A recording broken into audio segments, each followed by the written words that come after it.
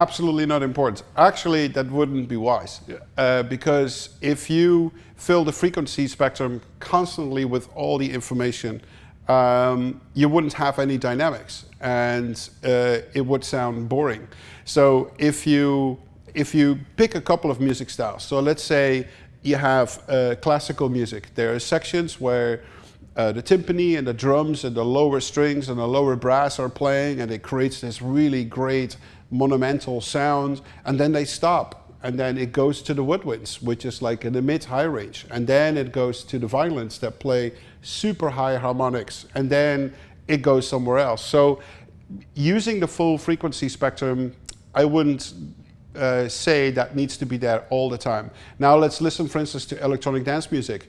When the beat drops, yes, we have a full frequency spectrum all the way down to like 30 hertz, all the way up to, depending on the track. And then you have the breakdown where the kick and the bass are disappearing and everything becomes kind of mid-rangey, and then the kick comes back with the bass, and now you have your full spectrum again.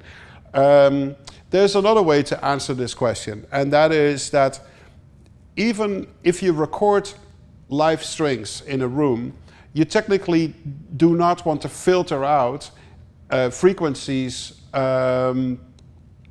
for that specific reason. So you always record with microphones the full frequency spectrum, and then you leave it up to the instrumentation whether that frequency spectrum is being used or not used.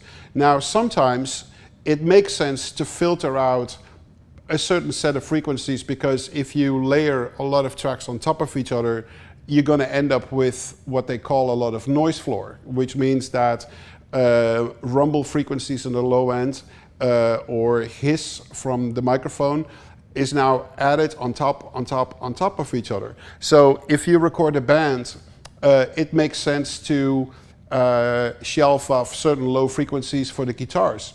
You could potentially shelve off some high frequencies for the guitars. If you record a drum kit, you could potentially, on the overheads, shelve off some of the low frequencies, and on the snare drum, some of the low frequencies. And if you do that, you're gonna create more headroom for your mix to be louder. So it's actually a little bit of a complicated answer, but in short, I don't think the music constantly needs to be 20,000 hertz. But depends on what you record.